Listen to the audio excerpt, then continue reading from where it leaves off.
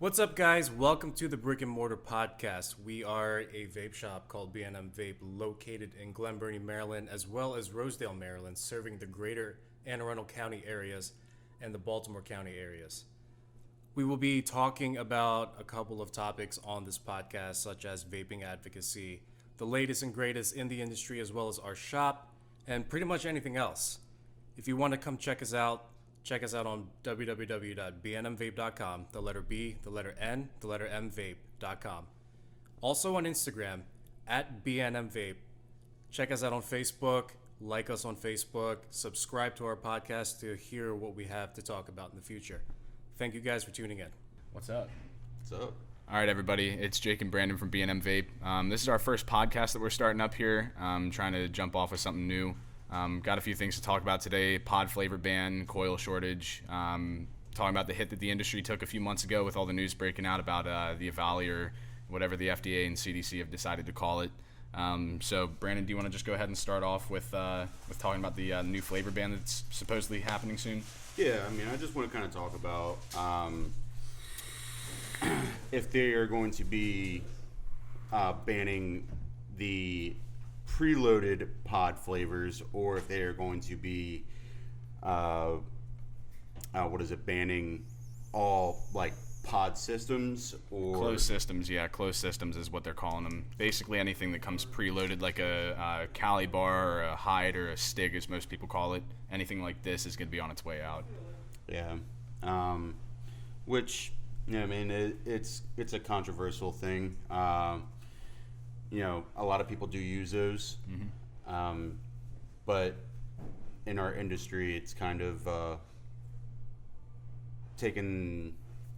How would you say? Kind of like taking a route for the worst. So it seems like a lot of people, when like Juul started to blow up a lot in the last couple of years here, and like Stigs like these started coming out, a lot of people switched away from big heavy mods like this. Stuff that was like the bread and butter at vape shops, because this is like, you can't deny it, these are super convenient, super easy for like a quick nicotine fix. If you just want something that tastes pretty good and give you a quick nic buzz, this is pretty simple. I mean, I hated on them for a while, but honestly, I really see the convenience in these. I do still prefer vaping with my mod, but like, I understand why there's a market for these, and it sucks that they're leaving, but at the same time, hopefully that helps out with shops, like gives us an olive branch. Yeah, I mean, like the two biggest things that we all need to, take into factor here is one, everybody vaping, eventually getting to their, to a point to where, they're not going to need to vape. That's the whole idea behind it. And secondly, your brick and mortar shops. Because, I mean, without that, a lot of people wouldn't have knowledge. I mean, obviously there is people on the internet saying, giving reviews on devices and how to use them, how to build them, stuff like that. But it'll definitely benefit if we can get more people into brick and mortar shops, and so forth. And that's a big part of things, is like, you can go online and watch a video on how to set up a vape or what to buy or anything like that, but if you don't go into a shop and talk to someone and like learn about what you're doing, you're just becoming one of those people that either ignores something like battery safety guidelines, stuff like that. Like, that's huge in vaping. The only people that really hurt themselves at this point that I've heard of in the news have been people that have been either building unsafe builds, custom builds, stuff like that, or using batteries that are all torn up. Absolutely. And when you get someone that doesn't know that, because the videos they watch on YouTube don't really cover that sort of thing, and they don't know where to look to find that information, then they miss out on a lot of like safety guidelines, a lot of like really crucial information that can help people make smart decisions. So it's something that like we always try really hard here to make sure that people are always like well educated when it comes to that sort of stuff. But watching stuff online doesn't really help out with that every time. Yep. So that's big. But the whole closed system ban, a lot of people are seeing it as something that could help shops, which would be great. A lot of shops have taken a pretty decent hit because of all the news. A lot of people stopped vaping altogether. Quite a few people switched back to smoking cigarettes and going back to tobacco, which at the end of the day is, great for big tobacco, I guess. I mean, either way, if you look at the way their numbers are going, the last few years they've just been steadily declining. And, just out of nowhere, all of a sudden people start having these issues just like out of the blue. Yep. And it to a lot of people in the industry, it seemed like people were just sharing articles, sharing headlines without reading the article. And a lot of, news sites misrepresented it because you see pictures with like mods like this on it, and then all they talk about is THC cartridges on the black market and nothing to do with this. Absolutely. And you're just like, why are you showing a picture of what we sell when we have nothing to do with what's going on and hurting people? Yep. Yeah. And then, along with that, there's obviously a massive problem with underage getting a hold of said closed system devices, and it's definitely a bad thing, and we don't condone anybody using vaping products under the age, and, here in the state of Maryland, under the age of 21 now. I feel like that's probably the best scenario that they could have done, as opposed to regulation. Yeah. Because we are in America, and we do have self-choice to what we want to use. Yeah. But it is definitely a massive problem. Kids are getting these devices that are very, very, very discreet. Very strong nicotine as well. Yeah. And 0.6 to 0.8 in some cases, like when you were talking about crack sticks earlier before we started the show. Yeah. And that's a lot. not saying anything bad about those companies by any means whatsoever. Of course not. They're helpful to a lot of adults, but for kids, man, absolutely. That's for middle and high schoolers to be getting into that sort of stuff is not right. And the problem with that, a lot of people that are supplying these kids, that's traumatizing. Yeah. Kids definitely should not be using anything like that. By any means. So I was all for the 21 and over bill to be passed because it's 18. It's too close. It's too close to home for high schoolers, and kids in high school. They're playing sports. They're getting their lives together. They're becoming adults. Yeah, absolutely. It's not really a good idea to go and hook yourself on an addictive substance. Yep. Like nicotine, right out of high school, because then that's just going to lock you into a cycle of going back to it over and over again. Absolutely. It's not always a healthy way to deal with stress by smoking or vaping or whatever. It's an option for a lot of adults, but for someone just getting out of high school, you got your life to live. Like, absolutely. I made the mistake of getting into smoking black and milds when I was in college, and I smoked a lot of black and milds, a lot. Yep. And my buddy Matt, who actually also works here at B&M, he came here one day. He hadn't smoked or anything like that before. He had smoked a couple black and milds here and there, but not really a heavy user. And he started vaping, and I asked him why he started vaping, and he said that he was finding difficulty, alleviating stress, and he was thinking about picking up smoking cigarettes, so he came here to this shop and bought a setup. And about 3 days later, that night, I tried his device, and I liked it so much, even though I gave him all that shit for it, that I came in and I bought one. Yeah. Been a regular customer here for the last 2 years, and now I work here. And, it's one of those things where if you're on something like that right out of high school, it's always a good idea, in my opinion, to try getting away from that combustible tobacco right out of high school, especially because when you're, in college trying to have people over at your room, go to parties, stuff like that, hang out with your friends, you don't want to be the one person in that group that just smells like smoke all the time. Absolutely. It's in your hair, your teeth, your clothes, your bed sheets. It smells like that for weeks, even after you quit. Yep. I threw away all of my bed sheets after 2 weeks because I had washed them so many times and they still smelled like smoke. Yep. So I just tossed them. Absolutely. It's an expensive habit for sure, but at the end of the day, I feel like it does help people. Yeah, absolutely. Absolutely. But one major thing that we always talk about here is the ease of access of these closed pod systems. If you think about like how liquor stores are regulated in the U.S., a lot of liquor stores, have to obtain permits and they have to ID everybody. It's all 21 plus. It's really, liquor stores are the only place in most states where you can get alcohol. Unless you're in somewhere like, at the beach, for example, in Maryland, you can only get liquor at a liquor store unless you're in Ocean City, in which case you can get it like 7-Eleven, but again, you have to be ID'd. They have some pretty beefy security cameras and all that.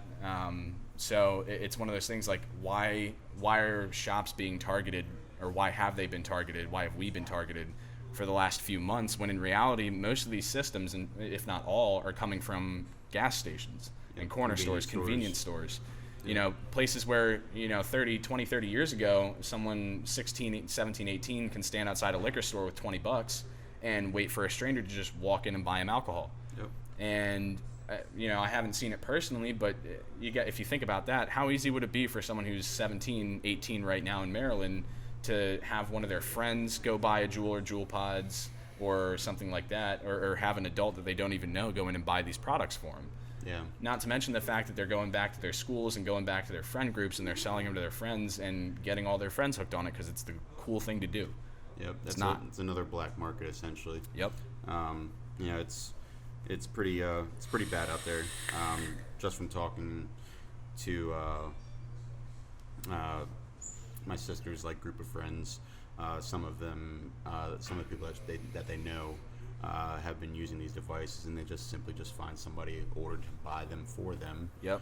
And it's not hard because they're willing to pay, $30, $40, $50 just for a Juul and a pod. Yeah. Absolutely. And for someone who's 18 or 19 or has access to someone that can go and buy that, someone that age that is looking for some money, it's pretty easy for them to say, oh, I can buy as many of these as I want at whatever gas station, and I can just go sell them to my sister's friends, or I can go sell them to whoever at this high school and, pocket $200 in a day.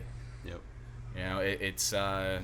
It's definitely not right, but it's impossible to really catch that kind of behavior unless, the school or whatever, like a sports team or whatever, is really on the ball about making sure that they curb that. Yeah. And then, another issue to convenience stores. Backtracking that a little bit. Here at our store, we card anybody that looks under 27. That is our law. That is what we have to abide by, or there are consequences to pay. I know I don't want to pay those consequences. Also, losing my job here, I would never ever want to embarking on that. This job is pretty sweet. Can't lie. Yeah. But it's hard to really pinpoint, but it's a lot easier there because at convenience stores they're not worried about just selling tobacco products, vape products. They also have candy, chips, sodas, you name it, they got it. Yeah. And so think about around here, for example, one of the major gas stations that you can really get everything you want at is Wawa. Wawa's huge in Maryland. Not saying anything bad about Wawa. I'm there basically every single day. I love Wawa. Raspberry tea is my stuff. Raspberry tea from Wawa. If you haven't tried it, I don't know what you're doing. Gas. But yeah, they've sold e-cigarette products and tobacco there for basically forever. Absolutely. But if you look at, I bet you money, I don't have the numbers in front of me, so I'm not going to speak on those. But if you really look at where their money's coming from, I'd be willing to bet that they make most of their profit off of selling gasoline at the pump and selling convenience items inside the store, whether it's drinks, chips, candy. They have their own sub line like Subway does. So if you take tobacco and e-cigarette products out of a gas station, sure, they lose some profit here and there, but at the end of the day, you're basically saying you're a major company that makes a lot of money off of these things, and because it's so easy for people to come to your location and buy these products, it's made it easier for people underage to get a hold of them.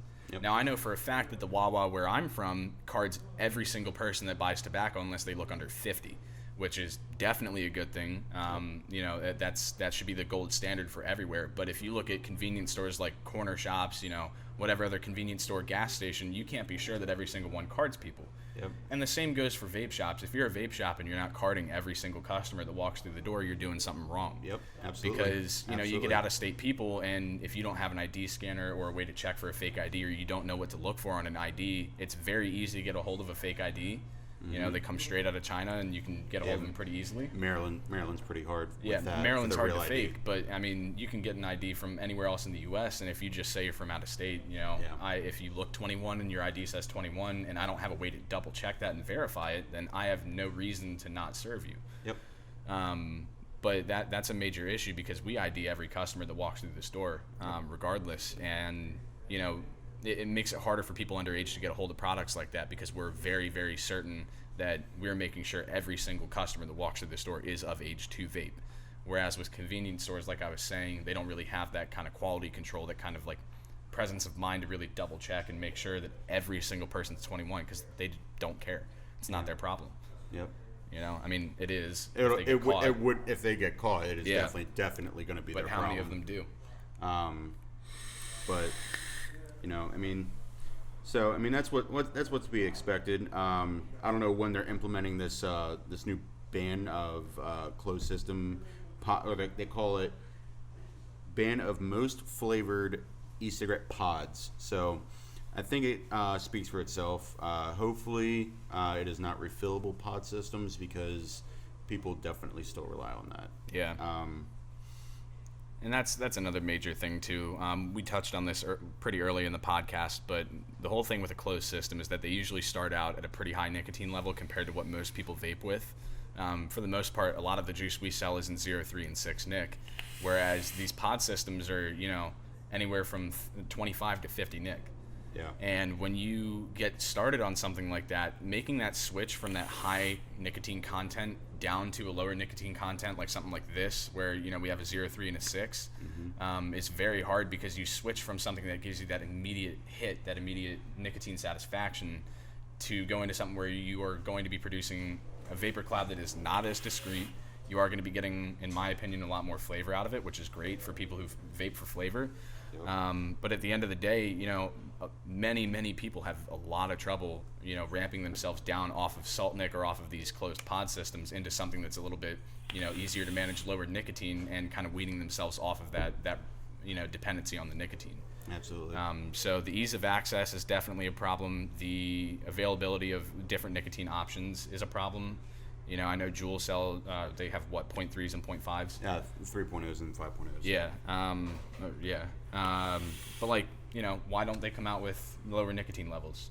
You know, and why? But I guess that kind of lends it to their profit margin. I guess if more people are getting hooked on nicotine, then more people are juuling, or Absolutely. more people are going to closed pod systems. Yeah, I mean it's a smart business tactic. Yeah, it's a smart business tactic, and I mean, I'm not here to sit around and talk smack about Juul. What they're doing, you know, for adults is great. If you're a cigarette smoker and you're looking for something discreet that hits really nicely and gives you that quick nic fix, so you don't feel like you want to smoke a pack of cigarettes, you know, as long as you're over the age, go for it. That's fine. But because of what we're seeing with that ease of access, like I was talking about, that discrete, you know, vape system, that discrete pod system, it's become too easy for people underage to do it and get away with it. So I think that, you know, is a pretty good wrap up of what's going on with this FDA ban. They're trying to curb that issue by doing this, and also saving small businesses, you know, brick and mortar shops, you know, basically turning us into the equivalent of like a liquor store, where you have to come to a permitted, certified location and talk to people that do that job all day, every day, and ID every single person to go and get that product. Which for us is a good thing. For some people, it may be more inconvenient to go here than, you know, to just walk to whatever gas station they're next to.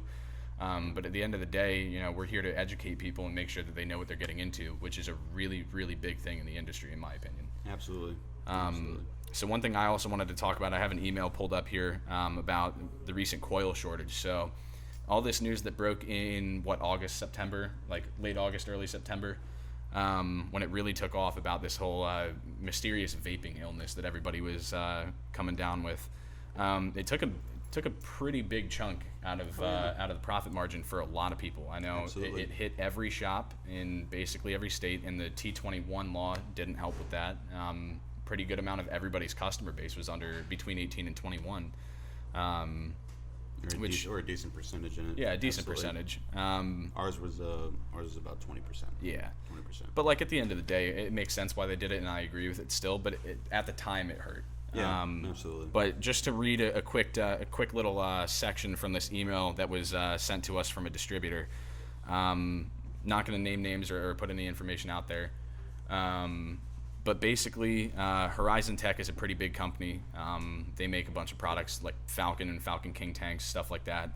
Pretty solid company. All their products I'm a big fan of personally. Yeah, absolutely. They look great. They work great. Make our customers happy. Make our customers happy for sure. Never really had a problem with any of them coming back with any issues. So we received this email a little while ago. Basically, what ended up happening was pre-crisis, the company that was manufacturing all these products for Horizon Tech out of China had 600 employees ready to go, making product, shipping it out, fulfilling orders, all that. After that crisis hit, this email was about, a month ago? I think it was. About a month ago. As of a month ago, that company in China had less than 100 employees. So when you are a company servicing hundreds of distributors in the United States and Europe and Canada, basically all over the world, and your employee base goes from 600 to under 100, you go from being able to fulfill orders in a pretty timely manner and making sure shops have that quality product on time to not being able to push out what you need for orders. So we've seen it a lot here. We've been trying to get a hold of coils for a bunch of different devices that we sell, a bunch of tanks we sell, hardware, stuff like that. And basically all the little, random bits you need to make sure you're vaping on something that isn't burnt as hell. It's been hard to keep them in stock, and it's not that, shops aren't trying to restock them. It's a matter of distributors are not able to get their hands on them because manufacturers are not able to make them, which means that we are not able to acquire them and sell them. Yep. So it's come to a point where, we've had this switch largely from selling people, brand new sub-ohm tanks in the box with a device as like a starter kit to now we have to sell them a disposable tank once in a while, just to hold them over until we get their coils in stock, which it's a great idea. It works, in practice it does work. In theory it works. But at the end of the day, if someone's really trying to vape on this $60 tank that they bought 5 months ago, they don't want to sit in here and buy a $20 pack of plastic disposable tanks.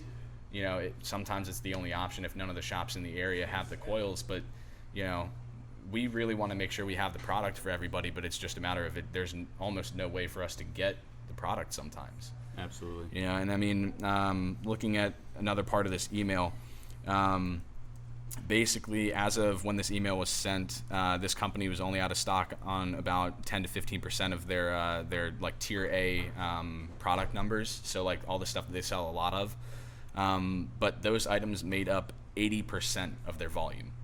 So yeah, they have a bunch of different items in stock, which is great, but it's not really stuff that they really like move a lot of. It's a lot of like, random little things here and there. This distributor was out of 80% of their volume of coils, which, when you have 200, 300, 400 shops, 1,000 shops going to these big distributors, going to these large distributors that all need this product because this product was pushed really heavily when it was first introduced, whether it's, a Freemax product, Horizon Tech product, UL product, whatever, even Geek Vape for that matter. Yep. And again, not targeting any of those companies. We sell all their products. We yep. fucking love them. They're great. We love them. Make our customers happy. It's just a matter of it's very hard for our distributors to get a hold of these components that we need, this hardware we need, especially 80% of their volume just non-existent. Yep. Out of nowhere. Basically, over the course of 2 months, we went from a healthy industry that was looking great, in fact, growing. Honestly, as big tobacco shrinks, vaping grows, or at least that's been the trend recently. To not being able to keep anything here. And it sucks because, you get people that are really looking for something to get them off of cigarettes, and if they can't find what they're looking for because no shop has it and no websites have it, then what are they going to do? Yep. It's a pain. But we're hoping things are going to go pretty well soon. It seems like everybody's bouncing back pretty well. Yeah. We obviously, we're still here. We're still doing our thing, making sure people are getting what they need, making sure we're educating people. There have been some shops in the state of Maryland that have not been so fortunate, and to them, we're all really sorry to hear about everything that happened, and it really sucks, and we hope you guys can all get back on your feet soon. That goes for everybody in the industry across the entire United States.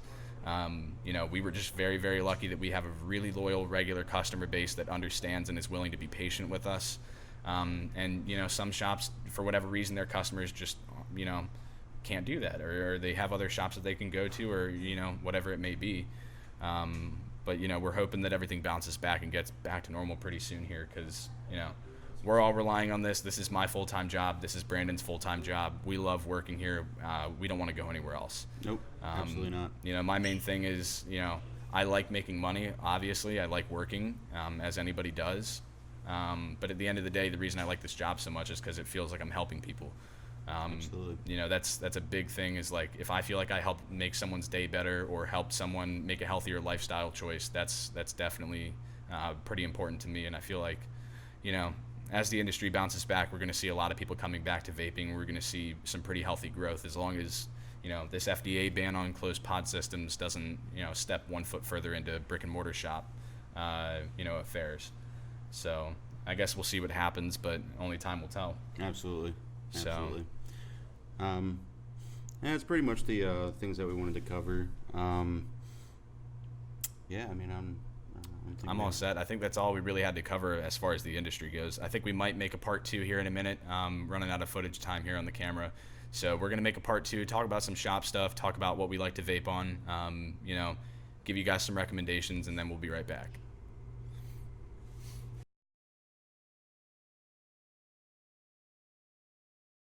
What's up, everybody? Jake and Brandon back from B&M. We're here with the Brick and Mortar Podcast, bringing you guys some more information.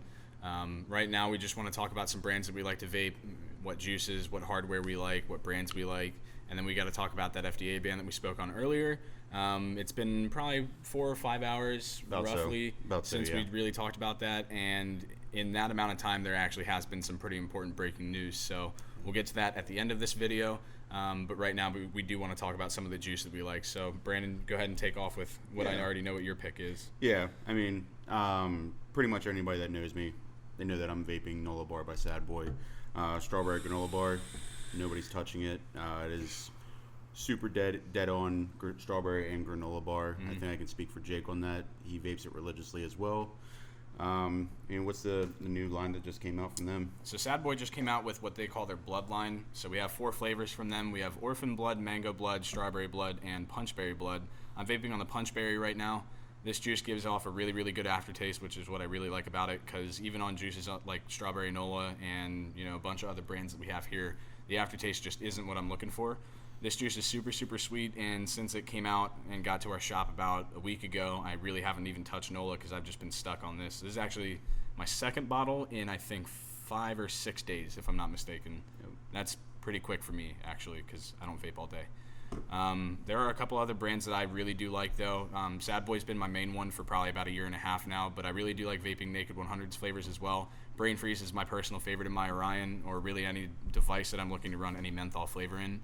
I don't really look for like super strong flavor with menthols. I'm more just like concerned about if it's a good flavor, but really the nicotine and the menthol balance is what I'm looking for. Like, I don't like harsh nicotine. I don't like super, super strong menthol, but I still want it to like be there when I hit it. Yeah, not absolutely. so much the flavor. Absolutely. I mean, Brain Freeze is probably going to be my choice for pod systems as well.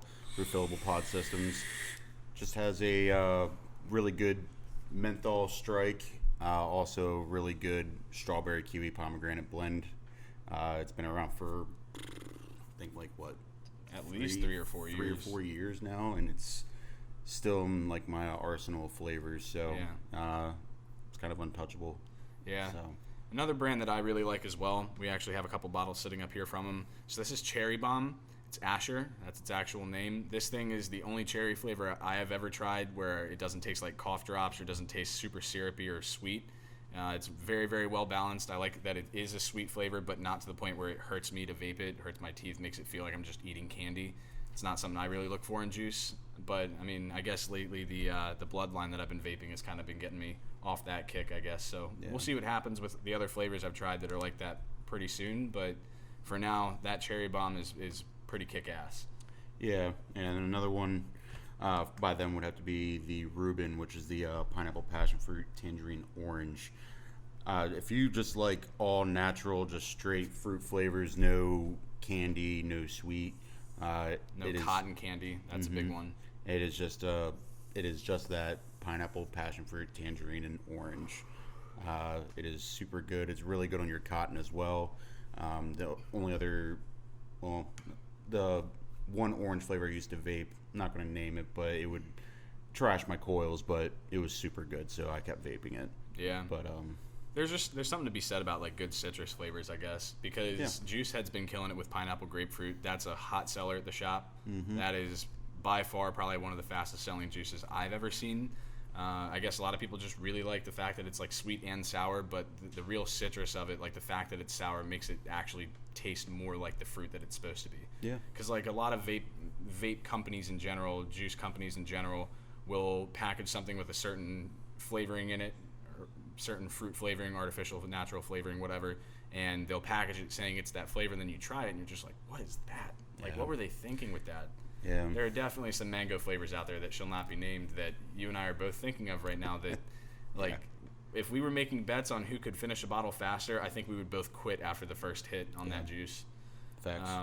I think, though, the really good mango flavor that I like that overtakes that one by far, that does mango justice other than the mango blood, is Fruit Monster's Mango Peach Guava. Oh, yeah. That stuff Absolutely. is really good for cotton, and for whatever reason, it doesn't burn out sweetener or anything. I don't even know if there is that much sweetener in that juice. It doesn't look like it. Yeah. And the other thing I like about it, too, is the fact that even out of a tank, when it gets, like, super warm, because it just doesn't dissipate heat like a dripper does, it still is just insanely good regardless. Yeah. Yeah, for sure, man. So I think one of the big things that we do need to talk about is hardware. Yeah. What kind of people we are, what we like to vape on. Obviously, a lot of people go with sub-ohm tanks or pod systems, and that's fine. But I think for the most part, pretty much everybody that works here and really hangs out here and vapes here goes the way of the rebuildable, which I think I've been on rebuildables only pretty much since I started vaping 2 years ago. Yeah. And it's pretty fucking hard to go back. Oh, yeah, absolutely. When it comes to the flavor compared to a sub-ohm tank, I mean, sub-ohm tanks have gone, or come a long way, for sure. You know, like the first ones that were to come out were the Kanger sub tank, the Atlantis. Those were really hot when they came by, and how crazy it is to even go backwards and think about that time. The Atlantis was pushing 30 watts, and people were losing their marbles over it. So we've come a far along way in the community, for sure. Those were the days where you would get a bottle of juice that was the same size, like 100 or a 60 mil, and it would be stupid expensive, like $40, $50, $60. But then you could just go to your friend's house and he's making juice in his bathroom or whatever, like just in like a little bucket or a container, and they're just making juice and mixing it up. And 9 times out of 10, that shit was probably pretty good. But compared to what's out there now, it's not close. Oh, yeah. You know, for juice-wise at least. Yeah. But as far as sub-ohm tanks go, I do have to give them credit. There are definitely some out there, Mesh Pro, Valerian 2, stuff like that. Just kick-ass tanks that are honestly, for what they are, pretty cheap. Stuff like quality-wise, they're above what you pay for them by far. Yeah, absolutely. And, you know, compared to, obviously, back then, you know, there was only a couple you could really pick from. But now, Christ, companies have multiple ones you can pick from. Yeah. UL is huge with their tanks. They have... I don't even know how many tanks they really have. Well, they have is big. 5 that I can recall. You have Crown 1 through 4 and both of the Valerians. So, and to be honest with you, I mean, I wasn't a personal fan of the Crown 2 by any means. That's just my personal opinion. But the Crown 1 was solid because it was just a single coil inside of that atomizer that you go to. I was pushing it like 120 watts. I don't know if you were supposed to or not, but... The Crown 4s did pretty well here when we picked them up. I want to get them back in. They're just hard to get a hold of right now for whatever reason. We touched on that a little bit in part 1, which if you haven't seen it, go back and watch it.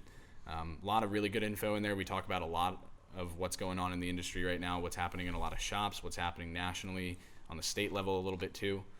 But right now I think the main focus really, though, is just talking about like what actually works really well every single time you use it. And as far as tanks go, there have been a couple companies out there that haven't really done that over the years, but that have really surprised me.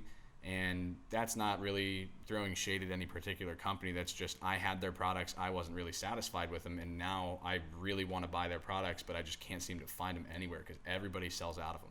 Yeah. To name a couple, the TFV16 blew my mind. I knew that tank was going to be huge, but not much bigger than the V12 Prince or the V12. Yeah. That thing is massive, but it is a absolute cannon. Yeah. It is insane. Flavor cannon at that, too. Yeah. For a sub-ohm tank, I was blown away. But then, you know, you go back to a rebuildable. I'm using a 28 millimeter Hive, and the build I have in this thing has made this a flavor monster, big time. You know, I don't really like going the pre-built coil route, but if you do decide to go down that road, make sure you're getting it from somebody that knows what they're doing. Shout out to Glenn Bivens. That dude is the man. He makes every set of coils that I've been using for the last probably 6 to 8 months, and I could not think of going anywhere else. Yeah, that man is definitely good at what he does for sure. All right, I guess we'll go with what I'm using. Normally, I just use my B2B V4 by Purge Comp Mods. Super simple, bottom fire, 18650, 2700, 21700. It's easy. When you're going to competition mod, if you're trying to get just something to get into that, if you know Ohm's law, of course. I think the mod itself is like $130 some odd dollars. It's not too ridiculous, and the thing is an absolute tank in weight and performance for sure. Yeah, big batteries make a difference. Absolutely, 30Ts especially. 30T is all I use, and I know he uses the 40Ts, milliamp hour. He likes that. Gotta get that battery life, dude. I could care less. Can't be attached to a charger all day. That's just not me. Care less. I need a vape to Chuck Norris me across my fucking face. That's fair, but that's why I bought that lipo, so I have the one up on you on that one. Facts. Yeah. Facts. I have quite a few devices that I use on a regular basis now. The main one that I'm using is just an Aegis Legend with a 28mm Hive. This thing, for whatever reason, I traded my original Hive that I got a while back, and I regretted it so much so quickly that I went out and I bought the 40mm like 2 weeks later, if that, maybe a week. And I bought a whole mod for it. I bought a Hammer of God V4. That thing, if you haven't tried one or seen one, wow. Really, really like that mod. I threw that 40mm tank on there, and that was nuts. Yeah. The Hog was definitely my favorite setup I think I've had so far. Definitely a shipwreck house in your hand. Yeah. Well, so I got like custom doors and everything like that. A guy named Freddie down in Florida made those for me, and they're insanely fucking cool. Yeah, Freddie Nuevo. Yeah, he does insanely good work. I don't know if he's still doing any resin pours and like custom stuff like that, but I think he's still doing. Lots for like the Purge Ally, which is another pod system you guys should probably look at. That one's a pretty sweet one. We do sell that here. It's badass. Yeah, 30 watts variable wattage. Has an enclosure kind of like a Zippo lighter. Super dope. And Freddie makes all the resin plates for it. The skull on the side is badass. Yeah, absolutely. Yeah, absolutely. I think honestly, out of every device I've had though, I keep going back to the Aegis Legend for some reason. Like I bought my first one probably this time, probably like December of 2018. Yeah. If not before, actually, because I had a all black one with red stitching, and I sold that one to somebody. I regretted that within a week. I guess I just have a tendency to sell or like trade or whatever things that I enjoy using but don't really realize it at the time. I missed it so much that right after that I bought the Christmas limited edition all red one, like the kit that came with the Alpha tank. That's the only sub-ohm tank I've used in the last like two and a half years. And I just rocked that thing because it was super easy. Yeah. But that mod, unfortunately, I took it out of the country with me, left it outside in the hot sun all day, in the Caribbean, and it got really humid outside because it had rained, and I came back and tried to turn the device on, and it turned the screen on for a split second, and done. I took it apart. It's 100% my fault. Like, this device, I'm about to go into this in a second, but it is stupid durable. Yeah. So I've had 4 of those since, 4 of them total. One broke just on its own. The one time I didn't intentionally throw it or drop it, because I do that a lot to show customers that they're durable. It works surprisingly often. He just throws them at the wall. Pretty much. There are a few spots where the paint is chipped off on the wall over there from me, so don't tell Dima. But I had to buy a new one because mine, the one time I didn't mean for it to fall, of course it hit kind of funny and it just broke a little tiny piece of plastic that was pretty crucial. But definitely not a design flaw. That's 100% my fault. Yeah. So I have a DNA 250 Triad, the Project Sebum. That thing's badass. I got a smoking deal on that. I have another Hive on that. And then I have a custom built X-ray box mod. It's a RC car battery mod. It's a LiPo for those of you who don't know.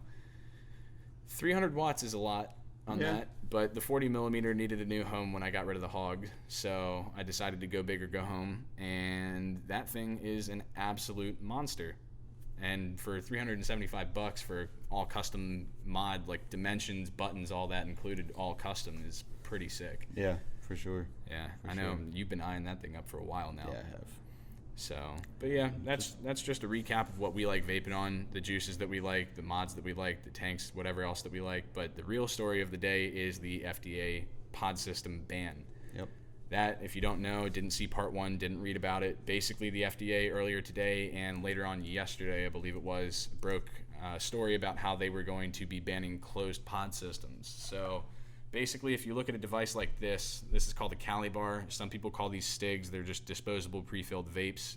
You don't open them up. You don't use your own juice. You don't charge them. You use them until they die or burn, and you throw them away and buy a new one. They're super convenient, super easy to use. Honestly, the flavors, not that bad for what they are. Not something like vaping on this, for example, but not bad. Basically, the FDA and the administration currently in the White House have decided that these are too easy for underage people to get. Anyone in our state, at least, under the age of 21, and a lot of other states under 18. But these things are super easy to use, and that's been a main focus of the FDA, is getting rid of devices that are too easy for underage kids to get a hold of. Yeah. And getting rid of them, basically. Yep. You know, no standing out in front of your local gas station asking a stranger to buy you Juuls or Juul pods anymore. That's going to be a thing of the past, which, you know, to us, that's huge because that could really help brick and mortar stores. Yeah, or at least absolutely. some of them. Absolutely. Well, I mean, this is a little off topic. I mean, we decided not to carry Juul products simply because they did decide to side with the whole flavor ban as a whole. On multiple occasions too. Yeah, and you know, we're all in it for the same reason, is to get people off of combustible tobacco, and you know, I just felt like the statements by that company were pretty selfish, but And we you know, got that's by just- pretty well without. yeah. Yeah.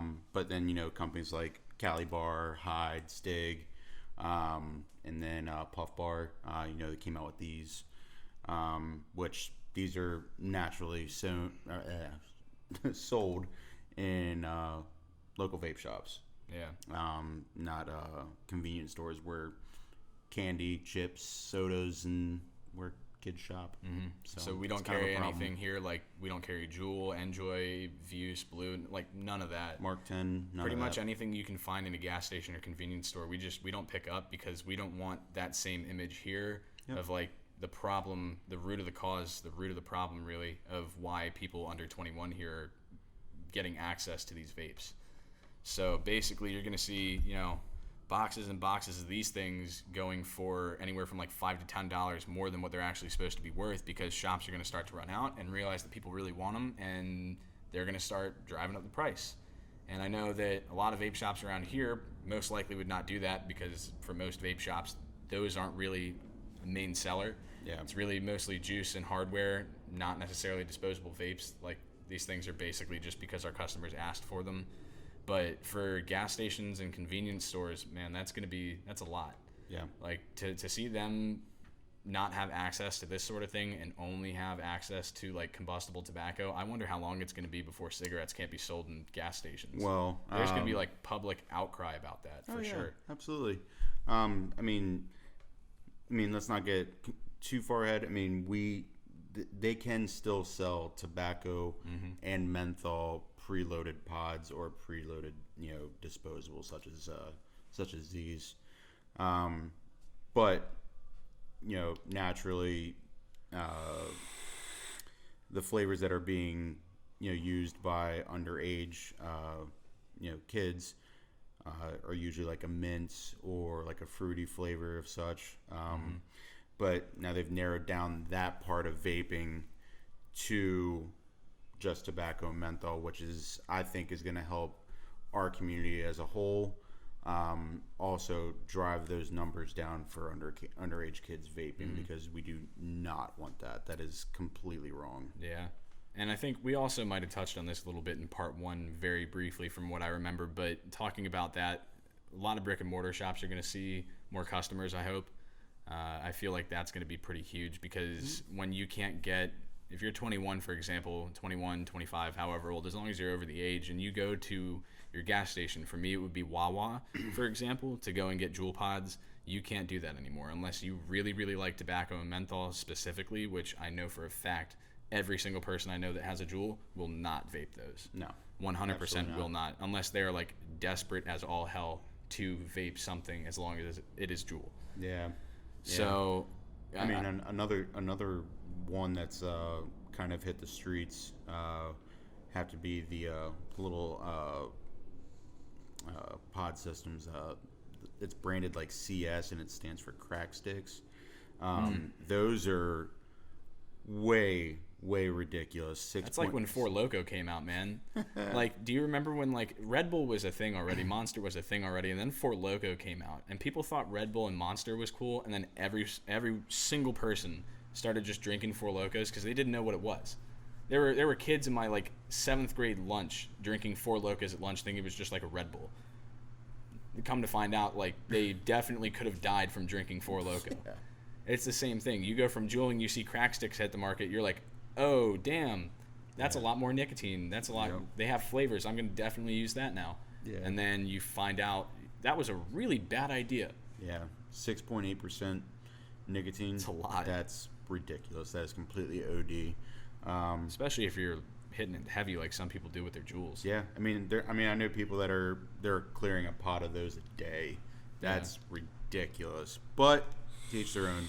You are vaping still, but unfortunately, those are going to go bye-byes unless they have a tobacco menthol, which I'm unsure of because I don't use them. And that's the other thing too, is it's like I would be fine with Juul selling products like that if they offered more versions of their pods that were lower nicotine. Because we have a lot of customers that are just looking to switch off of smoking and say they eventually hope to go cold turkey from nicotine completely. Yeah. Well, when you're starting at 50 nic, if you're starting with Salt Nic here, you're starting with, you know, a Juul or a View or a Blue or whatever, anything from a gas station, and you're starting at 50, 45 nic, it's really, really hard to wean yourself down to a 35 even. Yep. And then to a 25 is really, really hard. And then to go from a 25 to like a freebase, like a regular bottle of vape juice, as we like to call it, it's almost impossible. Yeah, I mean, it really is. They kind of force the option of, you know, Juul has the 3% and the 5%, and you know, going from 50 to 30, obviously, like you just said, that's going to be hard to do already. Then after that, there's just nothing. After that, you have to go cold turkey, which, you know, naturally is kind of hard. You know, depending on your drive on, you know, the whole situation. But there's not really much of an option to help wean you off of those, which is why, me personally, I don't, you know, embarking on Salt Nic. That's just my personal opinion. Yeah, it's also inconvenient as all hell, because if you want to be able to wean down off of that sort of thing, you have to get a very specialized pod system to be able to use one device and go from running a 50 nic to bumping all the way down to a 3, hopefully, eventually, and then if you really feel like doing it, bumping to a 0. Yeah. Because I use an Orion almost all day, every day. I love my Orion. I have 2 of them because I like my Orion so much I bought a new one. Yeah. They're just kick-ass devices. I love them. But the thing is it's like, even with the Orion, which I would consider the most versatile pod system that you can buy, and the fact that it's under $100 for the quality of it, it's, you know, it's still almost impossible to go from a Salt Nic to a freebase and then wean off. Because if you vape a 3 on that, number one, it's kind of faint already, unless you're using the exact right setup, wattage-wise and coil-wise with it. It's already kind of faded flavor-wise at that point. And then if you're vaping anything under like a 6 or a 9, you really don't get much nicotine out of it unless you are hitting that thing constantly for like 10 straight minutes. Yeah. And so I don't vape 6 nic in almost anything at all. Everything I do, this is a 3 nic bottle. My bag over there with 6 other bottles of juice in it, every single one of them is a 3. I won't even hit anybody else's like vape if it's not a 3. Yeah. 0 and 3 are where I stay, because as soon as I vape a 6, I don't feel so great. I get a really big time head rush, and I just feel like sitting down and doing nothing for whatever reason. So I stick to a 3, and I just can't do it on a pod system. No. So when you look at how hard it is to do that for a lot of people, even someone who's experienced in this, who has been vaping for long enough to like be able to figure out their personal preferences and figure out what they like to vape on. Think about someone who doesn't know anything about vaping, doesn't really care that much to learn about vaping, just wants to be able to do it and have the satisfaction and move on from it. They're going to have to buy a whole new setup because they're not going to like the way that their pod system hits with anything lower than a 25, or in some cases, if you have an Orion like a 6 or a 12, they're gonna have to buy new devices. They're gonna have to buy new juice, obviously, and that's not the greatest image when you're telling someone, hey, you're gonna really like this device, but once you get to this point in your little journey of getting off of nicotine, you have to hop off this train and pay for a plane ticket on this one. That's that's more expense down the road. Yep. And if you tell someone that straight up, obviously they're not going to be that inclined to start vaping because they're just going to see it as a huge expense. Mm-hmm. Even if they're saving money from switching from smoking cigarettes rather to vaping, they're just going to be like, yeah, $300 right now doesn't sound that great, because even though it's $100 now and $200 down the road a year or whatever, that just doesn't sound as great as just, I can walk right down there and buy an $8 pack of cigs. Yep. So a lot to think about with this one for sure. Definitely a lot of content there, a lot of stuff to look into. The article itself from the FDA is available online. I highly recommend that you guys check it out. If you ever have any questions about any of the brands that we have here, anything that we like to vape on, specifically Sad Boy, that's kind of our specialty. We really like their products. He's wearing their t-shirt right now. Shout out. Hit us up, ask us questions. You can call us here at the store, B&M Vape in Glen Burnie and B&M Vape in Rosedale. We're open basically every single day of the year. So make sure you give us a call sometime during the day, talk to us, figure out what you like to vape on, what you want to do, and we'll get you set up and talk to you. And if you're looking for information, education, we got you.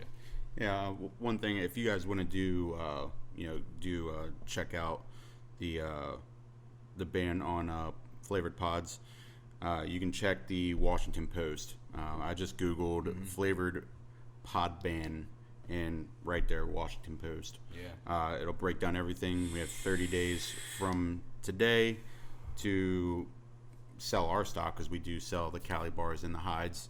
30 days after that, it's just tobacco and menthol for preloaded pods. Yep. So definitely look into it, everybody. We'll see you next time on the Brick and Mortar Podcast.